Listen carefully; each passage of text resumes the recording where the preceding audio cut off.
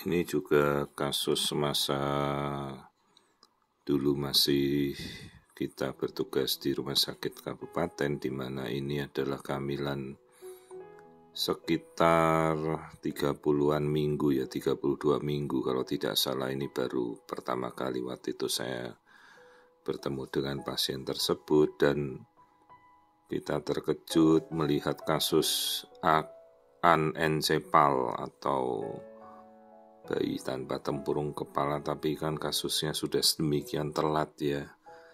Ya itulah kasus-kasus di mana si ibu tidak pernah kontrol. Jadi kadang di wilayah-wilayah ini masih daerahnya cukup pelosok dan mereka tidak pernah melakukan pemeriksaan baik ke puskesmas atau ke posyandu ya. Apalagi ke rumah sakit, apalagi ke dokter kandungan. Ya, dan inilah kasus anencefali di mana bayi sudah sedemikian besar. Bayangkan sampai hamil 8 bulan tapi kita tidak bisa menemukan batok kepalanya.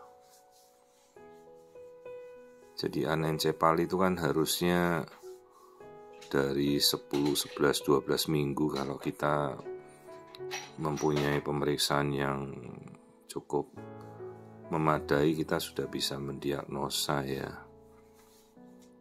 Dan kondisi anencefali ini kan kondisi yang sangat berat.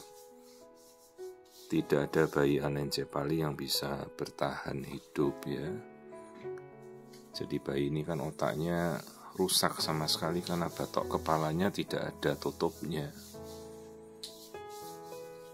Jadi suatu kasus yang ya sangat-sangat memprihatinkan karena baru pemeriksaan dilakukan 30-an minggu dan kemudian datang ke rumah sakit tempat saya dulu bertugas. Ini kasus tahun berapa ini, 2022. Nah ini waktu itu kita sudah memiliki alat generasi USG yang agak baru lah waktu itu, dan ini kita bisa melakukan pemeriksaan dengan cukup jelas ya, melihat kasus anencefali. Nah, di sini kita mencoba untuk mengukur biometri. Hanya bisa kita ukur dari biometri paha. Oh, ternyata sudah 33 minggu, ini lebih besar lagi. Ya, ini lingkar perut. Karena kita kan tidak bisa mengukur lewat ukuran batok kepala. Ya, jadi kita tahu ternyata ini kehamilannya sudah 34 minggu dengan kasus anencefali. Batok kepalanya tidak ada ya. Prognosisnya kan jelek. Jadi biasanya baik mau lahir normal, sesar ya sama saja. Karena kasus-kasus seperti ini biasanya bayinya tidak bisa keluar sendiri karena kepala bayinya kan tidak ada batok kepala, jadi tidak bisa membuka jalan lahir si ibu. Dan resikonya itu kan bisa melukai jalan lahir.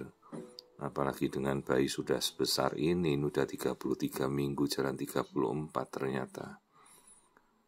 Ya kasus seperti ini kadang kita temukan di masyarakat. Ya kenyataannya seperti ini. Jadi kasus kadang-kadang kita terkejut melihat kasus anencefali sebesar ini ya. Ya itu masih terjadi ya, bahkan sampai sekarang. Pasti kadang kita, ini kan bukan kasus zaman dahulu ya, ini zaman sekarang, ini tahun 2022. Bayangkan kita masih menemukan kasus anencefali sampai hamil 8 bulan lewat seperti ini tidak ketahuan ya.